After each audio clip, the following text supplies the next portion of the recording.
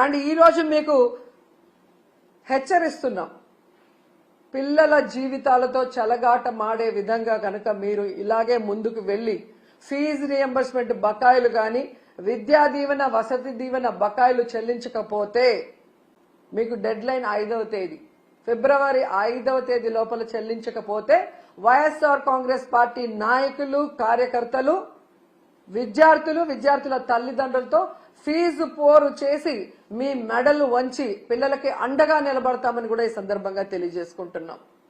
And final గా ఒకటి చెప్పాలనుకుంటున్నా, ఈరోజు ప్రభుత్వానికి ఎలా సంక్షేమాన్ని అందించాలి, ఎలా అభివృద్ధి చేయాలని చేతగాకపోతే జగన్మోహన్ రెడ్డి గారిని తిట్టడమో మాలాంటి వాళ్ళ మీద ట్రోల్స్ చేయటం వల్గర్ గా పోస్టులు పెట్టడమో కాదు, ఎలా పని చేయాలో జగన్ గారి దగ్గర క్లాసులు తీసుకుంటే నేర్పిస్తారు. చిన్నవాడైనా మొదటిసారి ముఖ్యమంత్రి అయినా ప్రజలకు ఇచ్చిన ప్రతి వాగ్దానాన్ని రాష్ట్రంలో ఎలాంటి పరిస్థితులున్నా కూడా సమర్థవంతంగా అందించి అందరికీ కూడా అన్నలాగా అండగా నిలబడ్డాడు. మీలాగా మీ మీద ఎవరో ఒకరి మీద నిందలు మోపి తప్పించుకోవాలన్న ప్రయత్నం చేయలేదు.